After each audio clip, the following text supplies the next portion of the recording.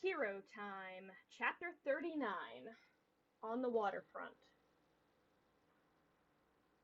Gwen was still angry with her cousin, but honestly she sort of understood why she'd left. If Gwen's parents had forbid her from using her powers the night they found out the truth, tried to take them away even, Gwen would have likely run off too. Sandra and Carl were still downstairs with their mother and father, talking about what they were going to do when they figured out where Jen was. Gwen would have no trouble tracking her cousin, she knew that. It was always easy to pick her out. A streak of green in a sea of pink would always be easy to find. But she had a hunch she already knew where she was. Cooper had answered the phone, after all. She had to be with him, likely working on their cure for the DNAliens, which would be a good thing to have to hand if it worked. Jen could only cure one at a time, and it took time to do, but Gwen couldn't help but be a little annoyed as she called Kevin on her badge. "You two are in so much trouble with me." He laughed over the badge in her hand. "Hey, I've been in her shoes. Except I blew up the house." Gwen frowned. "How did you and your mom make up?" Kevin was silent. Kevin. "We haven't yet. She doesn't even know I'm on Earth. I want to, but I don't want her to be scared of me." Gwen frowned at the badge. "I get that, but I think after all these years she'll just be happy to see you again. And that you're following in your father's footsteps." Kevin chuckled. "I hope you're right." He fell silent again. "So, the cargo ship, what do we think's on it?" Gwen set her badge down by her computer and pulled the USB stick she'd used to copy the shipping manifest. She scrolled through it. The place they're shipping from is a small island in the Caribbean. It's tiny, a place where they used to test nuclear weapons. It shouldn't take too long for me to figure out what the export is. They don't have that many. You need to go and check on Jen. She's not answering the phone you gave her. Cooper is. They're testing their theory on the DNAliens she hired Arjit to bring in. Gwen frowned at her computer screen. How did she pay Arjit? She had a stash of Titanite. I didn't ask where she got it. I tend not to ask many questions in business transactions. Force a habit. Gwen laughed. I think I know where she got it. It's probably the leftovers from our summer with Grandpa. She kept a bunch of the projectiles she could make as Diamond Head. Kevin snorted. Well, it worked out in her favor. Petrosapiens are rare these days. You know, I kind of miss her old aliens. Gwen nodded, then remembered that Kevin couldn't see her right now. Yeah, me too. It's cool to see the new ones, but sometimes you just miss the classics. I think she does too. They fell silent for a moment, then Gwen glanced at the clock on her nightstand. It was nearing midnight. Do me a favor, Kevin? Anything. Check on Jen tomorrow. Tell her she owes me big time for running damage control with her parents. They want to talk to her as soon as possible. Just talk. Hopefully she doesn't run again. Kevin sighed. Were you expecting this? Gwen ran her fingers through her hair. Not really. I didn't expect Auntie Sandra and Uncle Carl to take it this badly. But Jen's never been good with this kind of confrontation. Fighting big bads like Vilgax and the Highbreed any day of the week.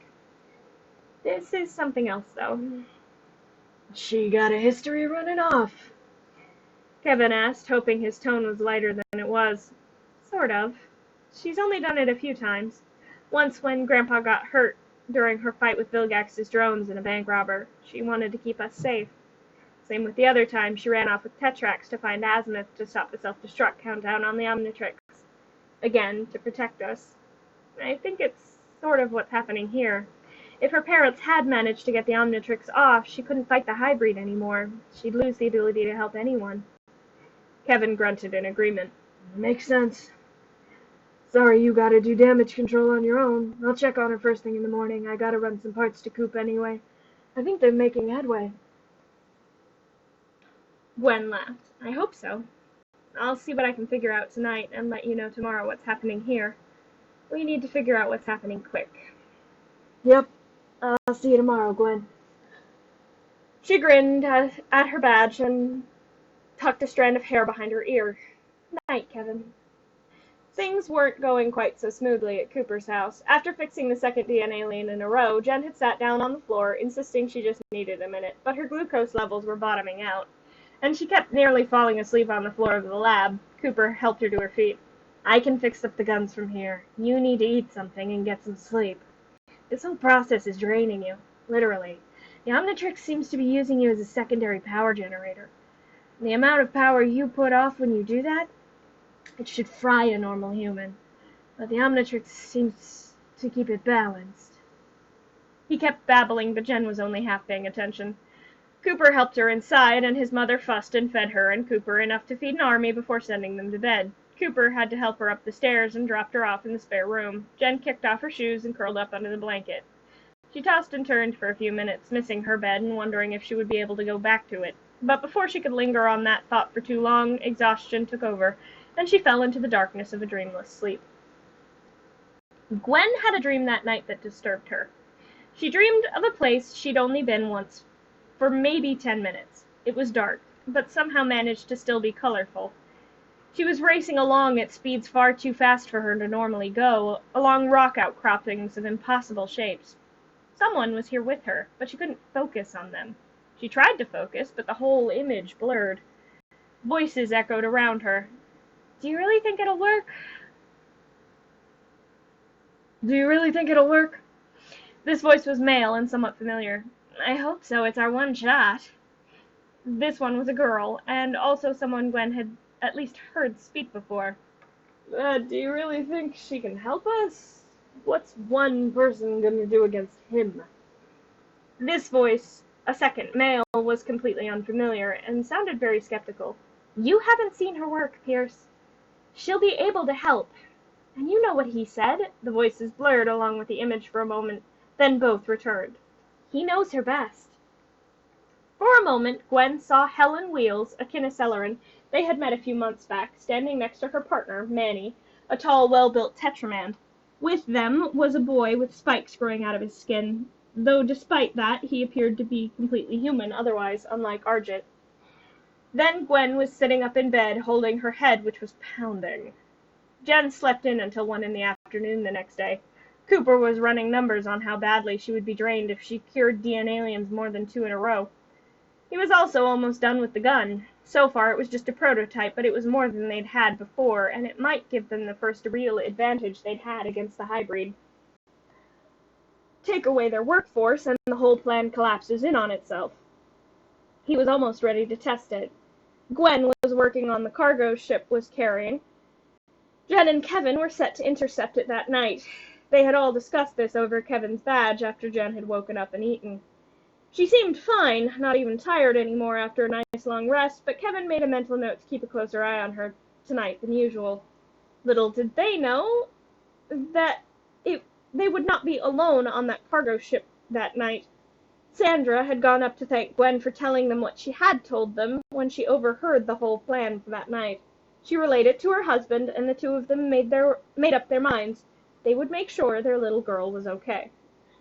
Getting onto the ship was easy. Kevin and Jen took a midnight swim out to the boat and climbed up the ladder built into the side of the freighter. Sneaking down to check out the cargo was a little bit harder, but they managed it, slipping into the cargo hold. Jen held her nose, waving a hand in front of her face to try and ward off the smell. Looks like Gwen was right. They're importing radioactive bat guano, refining it into a pure isotope that can be used as a power source. But a power source like this has to be powering something big. Jen went quiet, eyes scanning the room. Like that really big arch in La Soledad? Kevin asked as he stepped into an office. Jen followed him. Yeah, that would track. Kevin busted open the lock on a filing cabinet and began to pull out papers. He waved one. Yep, they hired a truck to take this whole mess out to La Soledad. Jen took the shipping manifest from him and nodded. Jen frowned and pulled the burner phone from her pocket. She ditched Kevin's hoodie at Cooper's. She couldn't risk not having easy access to the Omnitrix tonight. Gwen, her cousin had answered the phone quickly. Get out here as fast as you can. Swing by Cooper's and pick up my hoverboard if you have to. But get here before the ship docks. They've got a truck waiting for it. Most likely a bunch of DNAliens there, too. We need to find the Highbreed in charge. Before she could say more, a hissing voice sounded behind them. "You've found me, child." Jen spun just in time to see the fist heading her way. She rolled out of the way a split second to spare and dove out of the office between the Highbreed's legs. "You want me, ugly? Come get me." She took off at a run away from the office as Kevin scooped up her fallen phone. The Highbreed disregarded him entirely. "We're gonna have to call you back when the Highbreed found us." He clicked off the phone and absorbed the metal from the filing cabinet. It wasn't ideal, but there was an alarm blaring and the DNAliens were beginning to swarm. Chapter 40, Reconciliation. Sandra and Carl had to borrow a rowboat to get out to the cargo ship Jen would be on. By the time they got there, all the alarms on the ship were going off. Carl was a crack shot with the gun he'd pulled from the attic. Sandra wasn't quite as good, but she kept up with her husband, covering his back with a smaller laser blaster. Both of them were from Max's plumber days. They'd been quite dusty when Carl had pulled them out of the attic. They followed the sounds of fighting down into the hold. They found a boy covered in dented metal first, blasting the DNAliens away from him. He panted, and the metal dropped from around him. He was slightly bruised, but otherwise unharmed. "Hi. Thanks for the assist." Then he actually looked them over. "You must be Jen's parents." They nodded. "We are, and you must be one of the ruffians she's been hanging around with." Kevin flinched slightly. "Plumbers, actually." He pulled a badge from his pocket and showed them. Carl rolled his eyes, looking Kevin over. "How old are you?" 16, sir. Almost 17. Nice piece," he said as Carl shot a few DNAliens rushing their way. "Can I see that for a minute?" Carl raised an eyebrow, but nodded, handing Kevin the gun. In moments, he was covered head to toe in the same metal as the gun. "Much better than an old filing cabinet." He handed Carl back the gun and turned and took off down the hall of the ship. As it rocked slightly, Carl nodded to Sandra and they took off after him, hoping he would lead them to their daughter. He did. But they didn't much like what they found. Jen had explained to them that it was easy to tell her aliens apart from most other aliens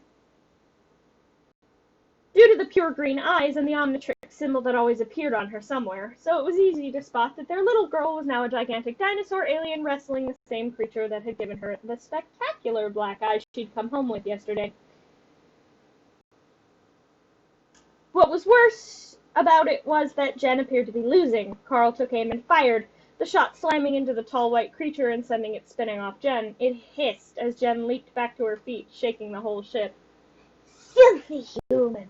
I will see your kind destroyed and revel in my part in your extinction." It roared and lunged again. Jen spoke as she grappled with the thing. "Kevin, take out the supply of the isotope." They were processing the guano on the ship. Kevin took off at a run towards the equipment, but was stymied by a swarm of DNAliens. Jen didn't seem to have noticed her parents, and her father fired into the crowd of DNAliens blocking Kevin's way. Kevin nodded as he set about smashing the controls with metal fists. Sandra fired into the oncoming horde, and the giant creature came sailing over their heads into the majority of the crowd. "Mom! Dad! Get out of here! It's dangerous!" Jen called to them as she spun, her tail knocking down a large swath of DNAliens. The Highbreed laughed. "So all the Tennyson spawn are obnoxious insects bent on pestering me." It aimed a hand at Jen's parents. Jen's roar shook the ship. Carl only got one shot at the creature before she was on it with a vengeance. "You will never touch my family again." She slammed the thing's head into the side of the ship so hard the metal creaked and split, water beginning to pour into the hold. She wasn't finished, though, as she grabbed the thing by its feet and spun once before letting it go, sending it flying into the container of perfected isotope, which shattered. It groaned, but did not rise. Water was pouring in from the hole she'd made. She grabbed Kevin, who was closest, then raced to her parents, picking them up too, and tossing all three of them onto a higher catwalk near the exit. Kevin caught on to what she was doing when she nodded at him and turned back to the hole she'd put in the ship. "Time to go. Come on." "What about Jen?" Carl and Sandra tried to stay behind, but Kevin was much stronger than them. As he grabbed both of their arms and dragged them bodily out onto the deck, he had to practically toss them off the ship, too, as neither of them wanted to leave their little girl behind, but they did swim for shore once they were off the boat. By the time they reached the docks and managed to get up on the ladder, the boat was listing dangerously, seemingly cracked from the inside. Sandra's hands flew to her mouth. Kevin shook his head. Give it a minute. He spotted the telltale flash of green light about a foot from the docks. There. In a moment, Jen's brown hair broke the surface. She took a deep gulp of air and dove back under the water, swimming for the ladder. Kevin pulled her up the last few feet, and she shook water from her short hair. You have no idea how dangerous that was, guys. He could have killed you. Carl pulled his daughter into a hug. As she began to rant, cutting her off. She tensed, then sobbed, grabbing hold of her father with one arm and reaching out to her mother with the other. She seemed to get the message, though, as she joined Jen and her husband in the hug. Kevin turned away from them and grinned as he spotted pink stairs heading their way through the sky. Gwen had listened to them, and he wasn't sure she was alone. It didn't look like it. I'm sorry, I didn't want you guys to get hurt. Jen's words broke into sobs. Her parents held on tighter. We're sorry, too. We should have listened. Kevin stepped away to let the family have their moment. Gwen arrived moments later, her own parents in tow, both holding blasters as well. Gwen hugged Kevin, who blushed bright red as Gwen's father smiled at them. Gwen grinned at the scene happening behind Kevin. She smiled at him.